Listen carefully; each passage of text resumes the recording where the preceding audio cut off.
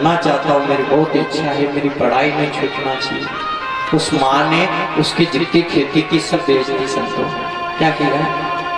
सब खेती बेच दी उस बेटे के लिए, और उस बेटे को इतना पढ़ाया, इतना पढ़ाया, इतना पढ़ाया कि वो विदेश में जाके उसकी नौकरी लग गई। उस माँ ने दूसरे के वहां मजदूरी करके पैसे भेजे, उसके दिन रात मजदूरी करी, और 60 साल की उम्र में भी वो मजदूरी करती रही, और उस बेटे का जीवन बना दिया। उसकी नौकरी लग गई। अब नौकरी लगने के बाद में वो माया में ऐसा उलझा, विदेश में वहां पढ़ाई करते करते नौकरी लगी। नौकरी लगते ही उसने विवाह कर लिया, और विवाह भी कर लिया तो माँ से भी नहीं पूछी कि माँ मैं शादी कर रहा हूँ।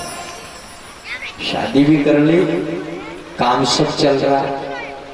माँ कोई से पत्रिका लिखवा के भेजे, पत्र लिखवा के भेजे, बात करना चाहे फोन से, न तो उसका कोई अता पता है, कुछ भी नहीं। वो अपने पैरों पे जब खड़ा हो गया तो उसको खड़ा करने वाला कौन है वो उसको भूल गया।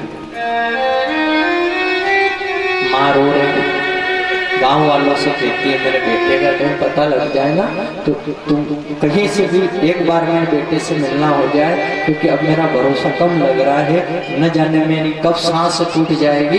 तुम कोई को भी छोटा मोटा कुछ भी पता हो, मेरा बेटा पता ही नहीं चल रहा है वो कहाँ गया। वो वहाँ दिल्ली पढ़ रहा था, मुंबई पढ़ रहा था, वहां से कहीं जाने की बोल रहा था, उसके बाद से अभी तक उसका पता नहीं लग रहा। एक बार उसने कहा था माँ मेरी नौकरी लग गई, मैं अच्छी जगह पोस्टिंग हो गई है, वो अच्छी जगह हूँ, उसके बाद से मेरे बेटे से बात नहीं हो रही।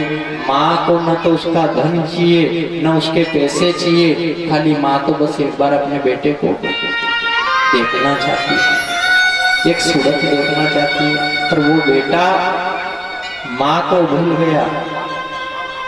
समय बीतता गया, एक दिन समय बीतते बीतते बीतते ऐसा मोड़ आ गया कि उस मोड़ पे वो माँ की दशा देखो। एक छोटी सी झोपड़ी टूटी हुई, खेत भी नहीं, उनकी कौन आके परवरिश करे, कौन उसके पूछे कि माँ तुझे बुखार है कि कोई तेरे दर्द है कि तुझे कोई रोटी दे।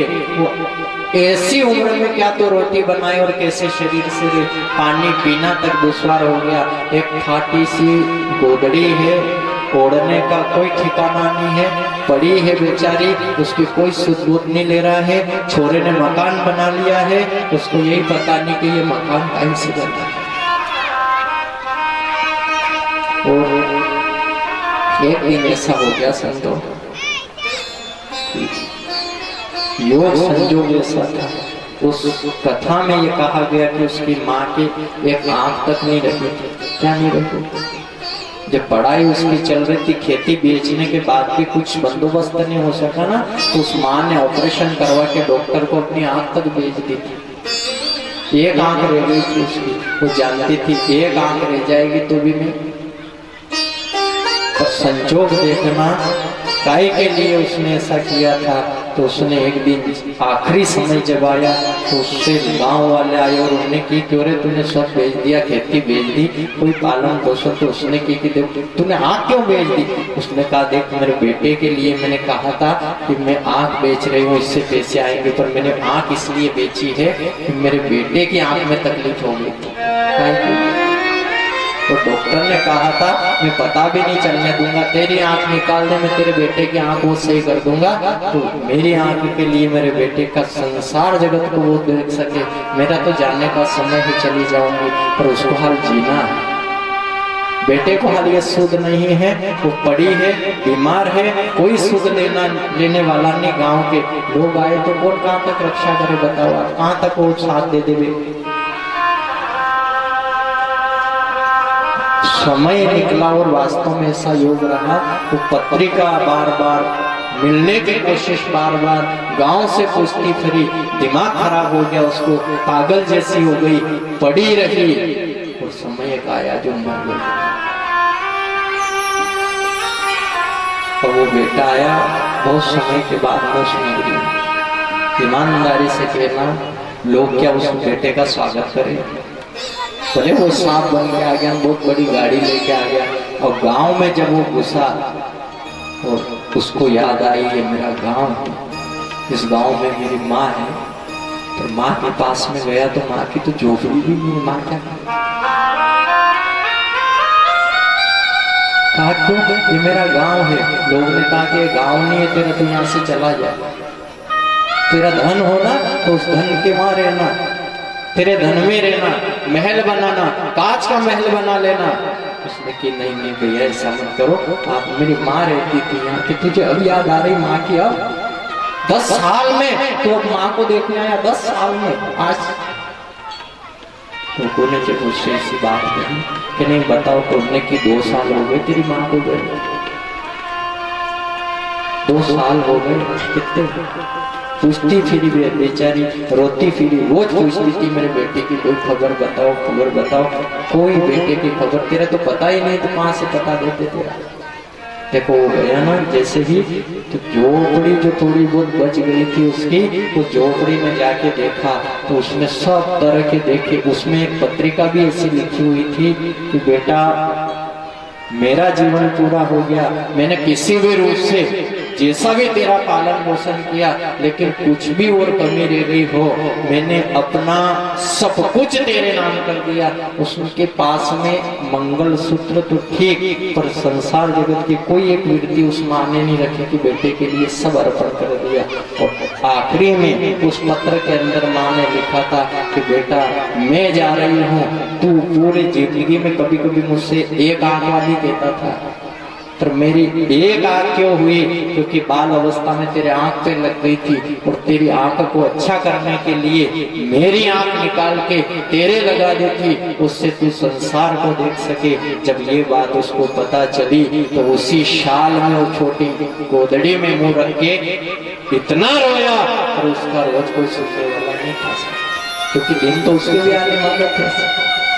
तो संसार में कहा है कि महल इस संसार जगत में किसी माँ बाप से बढ़कर जग में नहीं दूजा कोई खजाना, जिसने तुझे जन्म दिया रे दिल उसका नहीं उठाना। माँ बाप से बढ़कर जग में नहीं दूजा कोई खजाना, जिसने तुझे जन्म दिया है, जिसने तुझे जन्म दिया है, दिल उसका नहीं उठाना।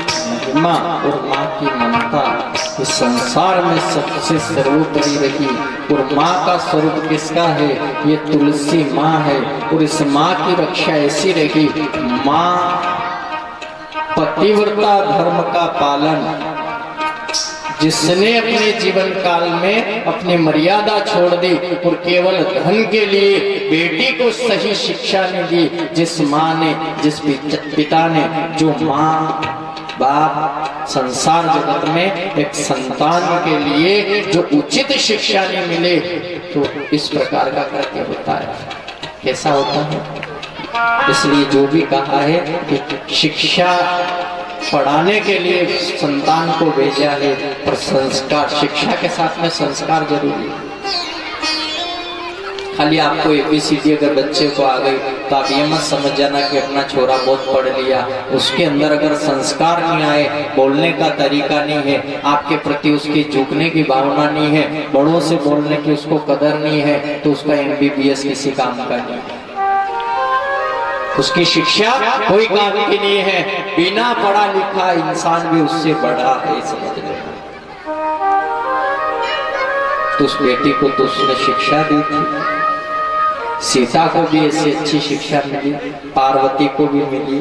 ये राधा का देश है, ये सती का देश है, ये राम कृष्ण की भूमि है, ये पार्वती मैया का स्थान है। जिस स्थान पे आज अपन कथा श्रवण कर रहे हैं, ये आदि शक्ति मैया का स्थान है, ये माँ का स्थान है, और माँ के स्थान में ज्ञान और संस्कार है।